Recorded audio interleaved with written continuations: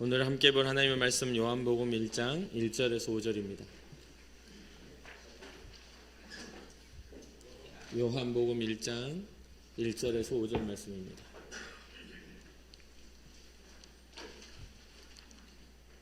한 목소리로 합독하도록 하겠습니다. 태초에 말씀이 계시니라. 이 말씀이 하나님과 함께 계셨으니 이 말씀은 곧 하나님이시니라. 그가 태초에 하나님과 함께 계셨고 만물이 그로 말미암아 지은 바 되었으니 지은 것이 하나도 그가 없이는 된 것이 없느니라. 그 안에 생명이 있었으니 이 생명은 사람들의 빛이라. 빛이 어둠에 비치되 어둠이 깨닫지 못하더라. 아멘. 어린 시절 제가 가장 즐겨 놀았던 놀이 중 하나가 지금처럼 뭐 게임이 있거나 뭐 장난감이 많거나 그러진 않은 그런 좀 시골에 살았기 때문에 제가 가장 재미있게 놀았던 것은 아버지가 이제 기도원을 하신다고 모래를 사다 놓은 그 모래더미 위에서 모래성을 쌓고 두더지 놀이를 하면서 이렇게 파고 들어갔다가 나왔다가 이렇게 또 뭔가를 만들고 했던 그런 기억이 납니다. 모래놀이의 매력은요, 마음대로 이제 모양을 만들 수도 있고 또 마음에 들지 않으면 쉽게 무너뜨릴 수도 있는 것이죠. 하다 보면 마음에 들기도 하는 때도 있고 어떤 때는 진짜 꼴도 보기 싫어서 그냥 발로 툭 차버리기도 합니다.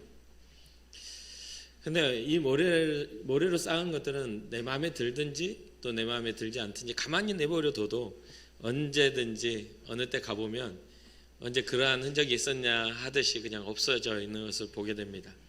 뭔가 비가 오거나 또 심한 바람이 불거나 이제 제가 살았던 곳이 섬이니까 항상 비바람이 많이 쳤던 그런 곳이기도 하니까요. 너무 쉽게 무너지는 것을 우리는 모래성이라고도 이야기를 하죠. 우리 인생이 아마 그러지 않나 싶습니다. 그냥 보기에는 좋아 보이고 잘 세워진 것 같아도 인생의 역풍이라고 하죠. 바람이 불고 비바람이 치면 쉽게 무너지는 게 우리의 인생 같습니다. 그래서 어떤 사람은 인생은 모래성과 같다 이렇게 이야기도 하고 뭐 여러 가지 이야기들을 하죠. 그만큼 불완전한 사람의 삶의 모습, 젊었을 때는 행복하지만 나이가 들어가면서 점점 자기에게 주어진 기회가 이렇게 시기와 때가 지나가는 것들을 보면서 허무한 그런 인생의 삶을 발견했을 때 그런 이야기들을 합니다. 근데 알다시피 모래를 갖다 쌓아놓는 이유가 무엇을 하기 위해서입니까? 건물을 짓기 위해서죠. 그래서 모래에다가 뭔가 하나를 섞으면 이것은 무너지지 않습니다. 굉장히 견고하게 세워져요. 그래서 이 뭔가 하나가 있냐 없냐의 차이가 굉장히 중요한 그런 상황의 차이를 만들어내는 것이죠. 그게 뭡니까? 시멘트입니다. 시멘트를 섞은 모래는 이제 그것이 굳어지고 그게 마르면 엄청 강력해져요. 그래서 우리가 지금 이렇게 살고 있는 집들도 이 콘크리트를 만드는 것, 그 벽을 세우는 것들도 다 이 모래와 함께 섞인 그것이 있기 때문이죠. 어쩌면 우리의 인생도 어떤 상황에서 완성되지 못함으로 계속 무너지고 또 세워야 하고 무너지고 세워야 하고 반복적인 것이지만 이 시멘트와 같은 이 한 가지가 있으면 우리가 견고하게 세워질 수 있을 텐데 라는 생각을 해보기도 합니다. 오늘 본문의 저자 요한복음의 저자 사도 요한은 요한복음을 시작하면서 아주 중요한 주제로 말씀을 시작합니다. 그것은 바로 우리 인간이 가지고 있는 근본적인 그러한 주제를 가지고 시작을 하는 것이죠. 근본적인 주제는 무엇입니까? 우리는 우리의 근본적인 것을 어디에 찾죠? 어디에서 찾죠? 성경은 근본적인 것을 하나님의 창조에서부터 찾습니다. 하나님이 이 땅을 만드시고 사람을 만드신 그 근본적인 이유에서부터 성경은 이야기가 시작이 돼요. 그것을 만드신 하나님에 대해서 믿는 자들로부터 신앙자들은 일어나기 때문이죠. 그래서 태초에 하면은 하나님이 천지를 창조하시니라가 먼저 나오죠. 창세기 1장 1절에 나오는데 여기에서는 태초에 말씀이 계시니라. 비슷한 태초를 이야기하지만 이 태초에 하나님이 천지를 창조하신 것과 태초에 말씀이 계신다 하는 이것이 연결되어지고 있음을 우리는 한번 살펴볼 필요가 있습니다. 이 하나님의 창조 안에 태초에 이 말씀이 계시면서 그 말씀이 하나님과 함께 계셨다. 그 말씀 우리의 소리가 어떤 인격을 지니지는 않죠. 그런데 여기에서 말하고 있는 것은 이 소리 하나님의 말씀 자체도 하나의 격을 가진 존재로 이야기를 하고 있어요. 그러면서 그 격을 가진 그 말씀은 곧 하나님이셨다라고 이야기를 합니다. 그가 태초에 하나님과 어떻게 했다? 함께 계셨고 그리고 만물이 그로 말미암아 지은 바 되었으니 지은 것이 하나도 그가 없이는 된 것이 없다라는 게 오늘 요한이 말하는 그 요한복음의 시작입니다. 여러분들의 신앙의 시작은 어디에서부터 시작하셨습니까? 요한복음에서는 지금 신앙의 시작, 복음을 전하는 그 시작점을 태초의 말씀으로 시작을 하고 있어요. 창세 때부터 계셨던 그 말씀이 그가 없이는 아무것도 세상에 지어진 게 없을 만큼 귀중한 그 말씀이 계셨었다. 그는 하나님이셨다라고요. 그러면서 모든 만물, 여러분과 저의 어떤 생명까지도 그로 말미암아 지어지지 않은 게 하나도 없다. 그로 말미암아 다 지어진 것이다. 이렇게 이야기하죠. 그러면서 4절 아주 중요합니다. 그 안에 뭐가 있어요? 생명이 있었으니 이 생명은 사람들의 빛이라. 그 생명에 우리는 생명의 불꽃이 타오른다 하고 불꽃이 꺼져간다는 말을 하죠. 우리의 눈에 있는 그런 생명의 빛이 다 꺼져가는 그런 것들을 표현을 합니다. 점점 그 빛을 잃어가는 것. 그런데 우리의 생명의 그 근본적인 것이 바로 태초에 계셨던 말씀이었다라고 요한은 이야기하고 있는 것이죠. 우리에게 필요한 게 우리의 삶을 견고하게 세워갈 수 있는 그 필요한 게 무엇으로 여겨지십니까? 이 모래에는 시멘트가 필요하다면 우리 인생에는 이 생명의 빛이 필요하다고 여겨지지 않으십니까? 우리가 살아가는 모든 그러한 삶의 현장에서 우리가 살아가는 삶의 모든 계획 속에서 우리가 살면서 세워가는 모든 그러한 그 규모 있는 삶의 모양 속에서 이 빛이 없는 것에 대해서는 어느 순간에 바람이 불고 또 어느 순간에 그런 그 비바람이 치고 어떤 역변을 맞이하게 되면 다 무너져야 할 것임을 우리는 잘 알고 있지 않습니까? 많은 걸 소유하고 있다 할지라도 많은 부를 가지고 있다 할지라도 우리의 생명이 꺼져간다면 그 부는 누구에게도 되지 못할 겁니다. 여러분도 저도 알다시피 우리의 인생은 지금 우리가 원하든 원하지 않든 계속해서 째깍째깍 흘러가고 있습니다. 어떤 사람들은 어떤 큰 중병에 걸려서 이제 6개월 남았습니다 해야 시한부 인생이라고 여기는 사람들이 있죠. 대부분 그럴 겁니다. 저도 아마 그렇지 않을까 생각해요. 그런데 여러분 아십니까? 우리는 계속 누구나 너나 할 것 없이 시한부 인생을 살고 있다는 것을요.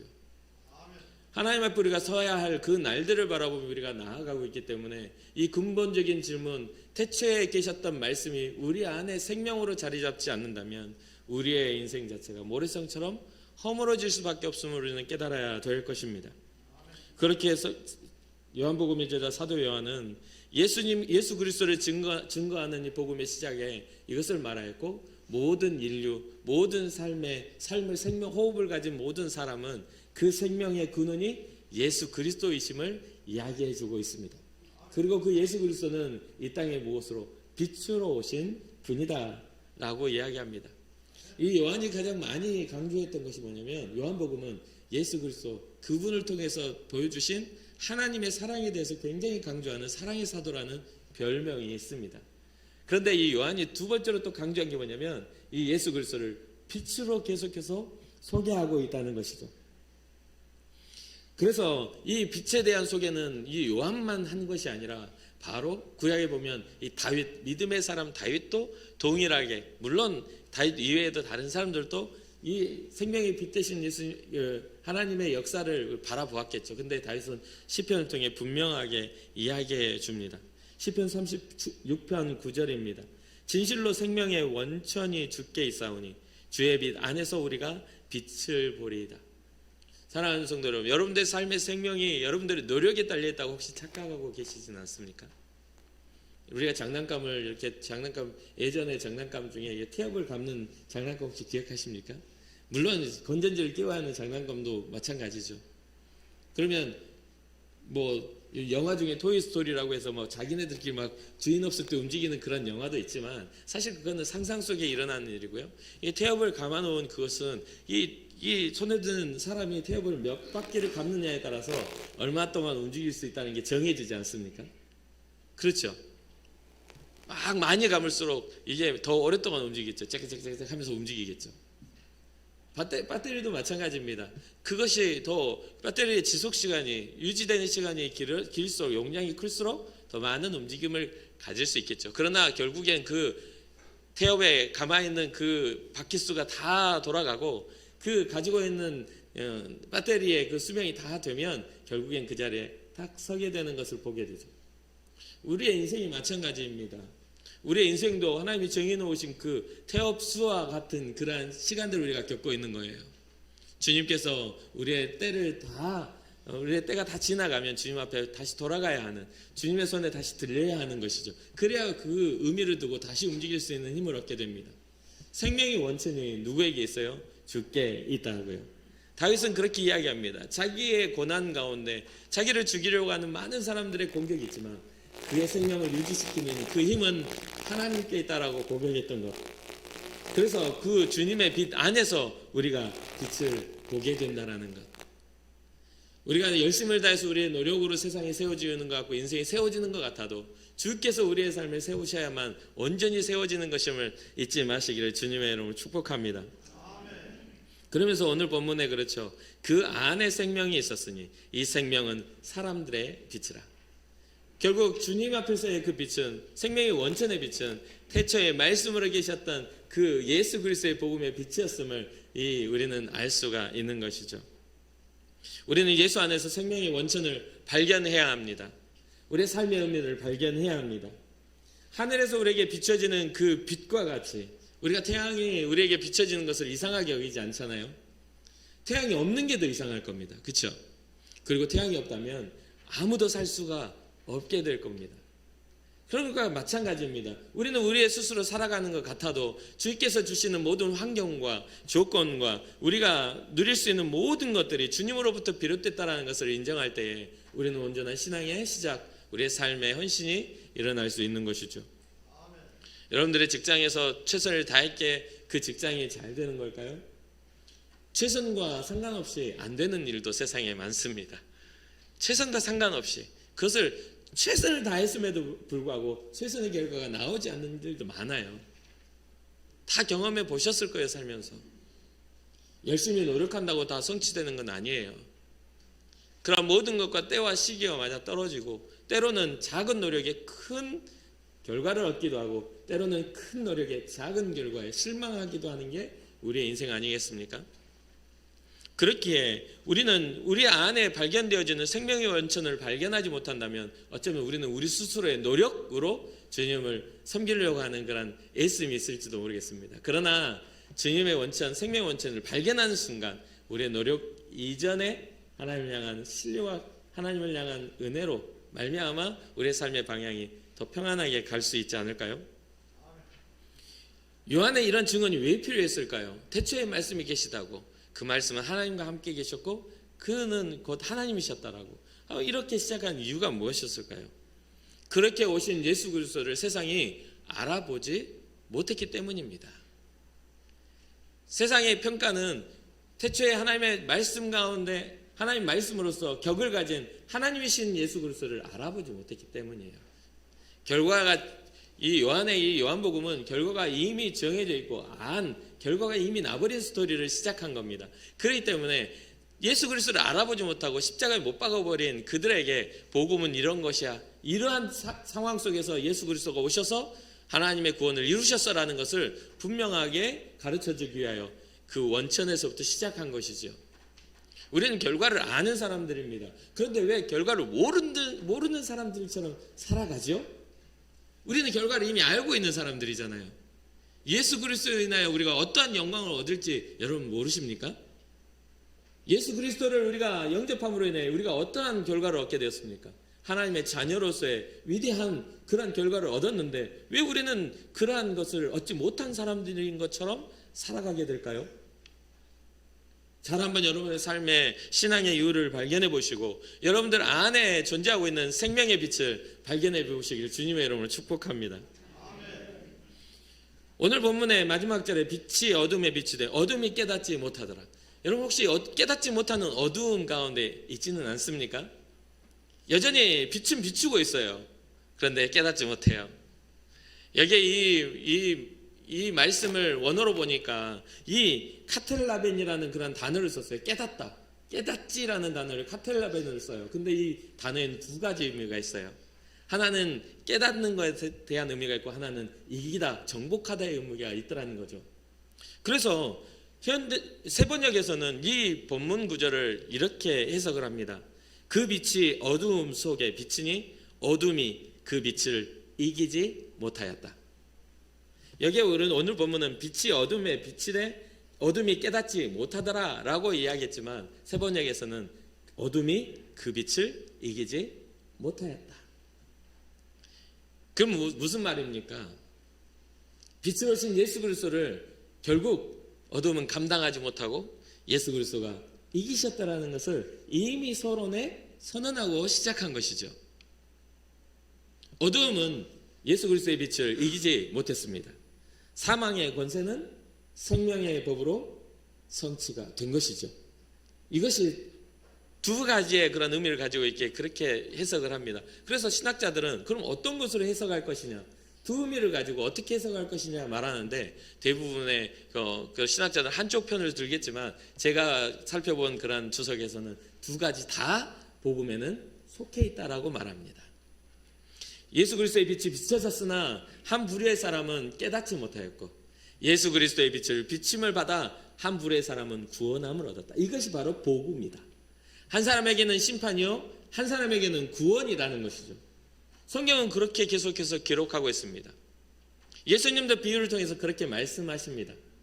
일하다가 한 사람은 들림받고 한 사람을 남게 되는 것, 기다리다가 5처녀는 등불을 준비하지 못하고 5처녀는 그 등불을 준비하게 되는 것. 무슨 뜻이 이해가 되십니까? 그래서 이 깨닫다와 이기다로 해석되는 이 두 가지의 의미 속에 첫 번째 깨닫다는 복음은 하나님의 부르심과 함께 그 은혜를 깨닫는 자들에게 주어지는 것이다. 하나님의 그 놀라우신 그 은혜를 하늘보자도 버리고 이 땅에 내려오시는 예수 그리스도의 그 놀라운 사랑을 깨닫는 자들에게 복음은 영향력이 있다는 것이죠. 에베소서 1장 4절에서 5절 곧 창세 전에 그리스도 안에서 우리를 택하사 우리로 사랑 안에서 그 앞에 거룩하고 흠이 없게 하시려고 그 기쁘신 뜻대로 우리를 예정하사 예수 그리스도로 말미암아 자기의 아들들이 되게 하셨으니 예수 그리스도로 말미암아 아들들이 되게 하시는 그 빛이 그 안에 있었다는 것이죠. 사랑하는 성도 여러분, 여러분들의 마음속에, 여러분들의 영 속에 예수 그리스도의 복음의 빛이 생명의 빛으로 자리 잡고 있는지 확인하시고, 여러분들이 주의 이름을 부를 때, 하나님의 이름을 부를 때, 아버지라 부를 때 정말 여러분들 영혼의 아버지인 그분이 감격으로 다가와 주시는지를 꼭 체크해 보시기를 주님의 이름으로 축복합니다. 혹시나 그런 마음들을 빼앗기고 있다면 믿음의 경계를 세우고 예수 그리스도를 다시 한번 묵상하며 주님이 우리에게 주시는 그 은혜들을 다시 되새겨서 주님을 여러분들 마음에 영접하시기를 바랍니다. 두 번째는 이기다의 뜻입니다. 하나님이 구원을 위하여 이 땅에 생명의 빛으로 오신 예수님을 이 어둠에 이기지 못한 그러한 사건입니다. 그것을 증언하고 있죠. 요한복음 16장 33절 이것을 너희에게 이르는 것은 너희로 내 안에서 평안을 누리게 하려 함이라. 세상에서는 너희가 환난을 당하나 담대하라. 내가 세상을 이겨노라. 우리는 어두움 속에 있기 때문에 우리가 당하는 자 같고 우리가 실패하는 자 같습니다. 그러나 빛 대신 예수 그리스도는 어두움을 이미 이기셨음을 믿으시기를 주님의 축복합니다. 세상을 이미 이기셨습니다. 그 세상 속에 우리가 살아가기에 우리는 우리의 힘과 능력으로 그것을 감당하려고 하기에 우리는 날마다 세상에 지고 마는 것이죠. 요한일서 3장 8절에 죄를 짓는 자는 마귀에게 속하나니 마귀는 처음부터 범죄함이라. 하나님의 아들이 나타나신 것은 마귀의 일을 멸하려 하심이라. 마귀의 일을 멸하러 이 땅에 오신 예수 그리스도의 그 일들, 그것은 바로 어둠을 물리치신 예수 그리스도의 그 놀라운 능력임을 믿으시길 바랍니다. 여러분, 사랑하는 성도 여러분, 우리의 인생에 모래성과 같이 무너지는 인생에 무엇이 필요합니까? 우리를 견고하게 하며 우리를 존재감 있게 만들며 우리의 존재 의미를 분명하게 밝히게 만드는 것은 무엇입니까? 우리가 살고 누리고 있는 돈입니까? 아니면 다른 사람보다 높은 지위입니까? 아니면 무엇입니까? 여러분들이 가지고 있는 여러분들의 자존심입니까? 그것이 여러분들을 견고하게 세웁니까? 가끔 그 자존심 상하게 하면 집안에도 원수가 살잖아요. 그런 일들이 허다하게 일어납니다. 나는 자존심을 딱 세우고 싶고 고상하고 싶은데 옆에 있는 사람이 그걸 안 세워줘. 가오를 자꾸 떨어뜨리게 만들어. 그러면 이제 그 자존심 상하는 일이죠. 그 뭐냐면 외적인 것과 비교적인 것들로는 우리는 세워지지 않습니다. 그보다 더한 사람들이 일어나거나 그보다 더 악한 사람들을 만났을 때 오히려 그런 것들을 우리를 위기로 치달게 만들죠. 우리의 모든 것들을 세워가고 우리가 모래성처럼 무너지는 것들을 단 하나의 것이 우리를 견고하게 잡는데 그것이 뭐냐면 바로 예수 그리스도의 생명의 빛이심을 믿으시기를 주님으로 축복합니다. 이 빛으로 존재했던 우리의 삶이 그 빛을 잃어버렸기 때문에 생명의 근원을 잃어버렸기 때문에 우리가 이렇게 모래성과 같은 요한한 삶 속에서 고민하며 살아가는 것입니다. 우리의 인생을 진정으로 견고하게 세우기 위해서라면 여러분 예수 그리스도의 생명의 빛을 꼭 발견하시기를 바랍니다. 그 생명의 빛이 여러분들 삶 속에 함께하는 순간 여러분들의 삶은 그 존재 자체가 존귀해질 것이며 여러분들의 삶은 어떤 어두움과 세상의 위협도 여러분들을 위협하지 못하게 될 것입니다. 소망이 있기에 우리에게 허락된 하나님의 나라의 약속이 있기에 우리는 더욱더 아름답게 주님 앞에 살아갈 수 있는 것이죠. 성경은 말합니다. 먹을 것이 없어서 배고프냐? 아니면 물이 없어서 목마르냐? 뭐 때문에 우리가 그렇다고 했죠? 하나님의 말씀에 없기에 기갈되는 것이란다. 먹을 것이 있다고 해가지고 우리가 배부르는 게 아닙니다. 시원한 물이 있다고 해서 목마름이 해소되는 게 아니에요. 우리의 복중에서 생수의 강이 흘러나야만 우린 진정한 기쁨과 진정한 배부름에 나아갈 수가 있는 것이죠. 이스라엘 백성이 자기의 열심을 가지고 만나를 먹었습니까? 이스라엘 백성이 땅을 파서 물길을 내었습니까? 추위에는 그들이 불을 피웠기 때문에 그 수많은 사람들이 따뜻했습니까? 뜨거운 햇볕 아래 그들이 큰 장막을 쳤기 때문에 그늘이 졌습니까? 아니요. 성경은 말합니다. 하나님의 백성을 하나님이 보호하셨다고. 만나를 주셨고 강물을 내셨고 불기둥과 구름기둥으로 그들을 보호하셨다고 말합니다. 사랑하는 성도 여러분, 우리에게 허락된 이 모든 것들이 주의 은혜임을 믿으시길 주님의 이름으로 축복합니다. 그런데 왜 우리는 예수님의 생명의 빛으로 나아가지 못할까요? 예수님은 이에 대해서 이렇게 말씀하십니다. 요한복음 3장 19절에서 20절 그 정죄는 이것이니 곧 빛이 세상에 왔으되 사람들이 자기의 행위가 악함으로 빛보다 어둠을 더 사랑한 것이니라. 악을 행하는 자마다 빛을 미워하여 빛으로 오지 아니하나니 이는 그 행위가 드러날까 하며. 우리의 행위가 드러날까 봐 우리는 빛으로 나오지 못한다라고 말합니다. 그거 보니까요, 종종 이렇게 목회자로 살면서 이렇게 목회를 하다가 이렇게 보면 전도를 하거나 뭐를 하면요, 항상 뭐에서 사람들이 걸림이 돼서 교회를 떠나는지 아십니까? 첫 번째는 죄를 회개하라는 것. 그 말에 첫 번째, 나 죄 지은 거 없는데요. 도덕적인 죄, 내가 어떤 인간적인 잘잘못을 따지는 그런 죄로 여기는 경우들이 많아요. 그런데 성경이 말하고 있는 본질적인 것입니다. 하나님을 잃어버렸던 것, 하나님이 아닌 다른 우상을 섬겼던 것. 성경은 그러한 것에 대한 경고를 하고 있죠. 사람은 영적인 존재입니다. 어디에 어떻게 갖다 놔도 사람은 신을 찾게 돼 있어요. 그래서 말합니다. 비교 종교학에서는 무신론자도 신론자라고요. 신이 없다라고 믿는 것 자체가 또 다른 어떤 무신이라는 그런 것들로, 그러면서 어떠한 신을 가지게 되죠? 나 자신에 대한 또 다른 어떤 것들에 대한 것들을 세워서 그것을 거부한다라는 것, 그렇게 이야기도 합니다.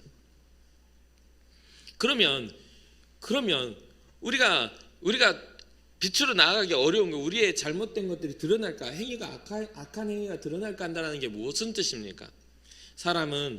우리는 일반적인 어떤 도덕성 안에서 우리가 정말 잘하고 있을 수 있어요. 그러나 하나님이 보시기에는 그게 그겁니다.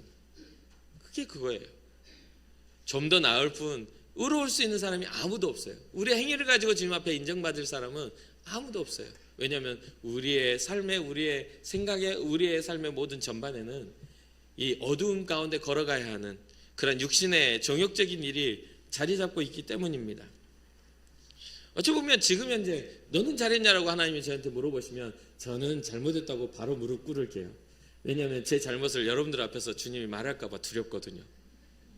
여러분들은 안 그러십니까? 여러분들의 잘못, 여러분들의 숨겨진 악이 드러날까 봐 안 두려우신 분들 있을 수도 있어요. 아예 그 내가 악한 일이라고 생각하지 않는 자기 착각에 빠진 사람들도 세상에 꽤 많더라고요. 그런 사람 있을지만 저는 자기 착각에 빠진 사람이 아니기 때문에 제가 잘못한 게 여러분들한테 드러날까 봐 상당히 무섭습니다. 그래서 너 그러면 바로 무릎을 착 꿇고 용서해 주세요. 말씀 안 하셔도 압니다. 저는 이렇게 말할 사람입니다. 진짜로 그렇습니다. 우리의 행위가 드러날까 봐 두려워요. 그렇기 때문에 어쩌면 그 행위 안에 우리는 그것을 해결하려면 우리는 능력으로는 어려워요. 그런데 왜 주님 앞에 우리는 나아가야 될까요? 주님의 빛이 우리에게 비춰질 때에 우리 안에 머물렀던 모든 어두움이 떠나가기 때문입니다. 그리고 여기에서는 또 한 가지 법칙이 있어요. 우리의 삶에 우리가 지어놓은 우리 인생의 그 집에 그 집의 문설주에 예수 그리스도의 보혈의 피, 어린 양의 피가 묻혀지는 순간 사망의 권세는 떠나가는 줄 믿으시기를 바랍니다. 그거 별로 크게 뭐 이렇게 노력할 일이 아니에요. 그냥 약속대로 문설주에 어린 양의 피를 바르기만 하면 사망의 권세가 떠나가는 일이 그게 은혜입니다. 그 문설주 붙잡고 들어오면 안 된다고 문 붙잡고 있을 필요가 없어요. 그냥 놔두면 됩니다. 예수 그리스도의 보혈이면 충분합니다. 그게 바로 우리에게 주어진 생명의 원천이기 때문이죠. 우리의 모든 것들을 도말하실 수 있을 뿐만 아니라 우리를 영화롭게 우리를 이끌어가실 그분의 이름 예수 그리스도를 의지하시기를 바랍니다. 예수님 스스로도 자신이 이 땅에 빛으로 오셨다, 어둠을 몰아내고 정말 생명의 빛으로 오셨다는 것을 증언하십니다. 요한복음 8장 12절이죠. 예수께서 또 말씀하여 이르시되 나는 세상의 빛이니 나를 따르는 자는 어둠에 다니지 아니하고 생명의 빛을 얻으리라. 그러니까 우리가 우리의 삶 속에 예수 그리스도가 함께하면 우리가 가지고 있는 어둠들은 아무런 영향력을 갖지 못합니다. 물론 잘못할 수 있고 또 실수할 수 있고 또 죄를 범할 수 있죠. 혹시나 또 죄를 범한다 할지라도 우리에게 주어진 것은 은혜입니다. 우리의 행위가 아니에요. 거기에 너무 집착하지 마시길 바랍니다. 여러분들의 삶에 우울한 감정을 주고 여러분들의 삶에 실패감을 주고 여러분들의 삶에 할 수 없다라는 절망감을 줄 때 그때에 우리를 대신하여 절망을 뒤집어 쓰셨고 우리를 대신하여 수많은 슬픔을 참으셨던 고통을 참으셨던 예수 그리스도를 바라보며 그 예수 그리스도의 생명의 원천을 붙드시는 여러분과 제가 되기를 바랍니다. 요한복음 10장 46절 나는 빛으로 세상에 왔나니 물은 나를 믿는 자로 어두움에 거하지 않게 하려 함이로다. 주님의 어떤 비전입니다. 빛으로 이 땅에 오셔서 우리를 어떻게 하라? 어두움에 거하지 않게 하려고 주님은 빛으로 이 땅에 오셨다는 것이죠. 우리에게 두려워진 어두움을 걷어내고 밝은 빛으로 하나님의 나라 영광의 빛으로 우리를 이끌어가실 주님을 바라보시기를 바랍니다. 마지막으로 이 빛으로 오신 예수님에 대해서 더 구체적이고 더 확실하게 우리에게 가르쳐 주시는 말씀이 있어요. 요한복음 14장 6절입니다. 여러분과 제가 잘 아는 말씀이죠. 예수께서 이르시되 내가 곧 길이요 진리요 생명이니 나로 말미암지 않고는 아버지께로 올 자가 없느니라. 아멘. 예수께서 이르시되를 생명의 원천이 말씀하시되라고 할 수도 있겠죠. 우리의 생명의 원천께서 예수 그리스도 그분이 우리에게 말씀하시되 그 생명의 원천이 바로 길입니다. 그 생명의 원천 되신 예수님이 바로 진리이십니다. 생명의 원천이 되신 예수 그리스도가 우리의 생명이십니다라고 고백하는 그런 은혜가 있기를 바랍니다. 그렇게 고백할 때 우리를 아버지께로 이끌어 가시는 은혜가 우리에게 약속되어져 있습니다. 사랑하는 성도 여러분, 여러분들의 삶 속에 생명의 원천을 발견하는 예수 그리스도의 그 복음의 능력을 발견하는 그런 은혜가 있기를 바랍니다. 태초 때부터 우리를 위해 예정되어서 우리를 위해 십자가를 주신 예수 그리스도를 바라보며 여러분들 인생 한 걸음 한 걸음 살아갈 때마다 주와 동행하는 귀한 은혜가 있기를 주님의 이름으로 축복합니다.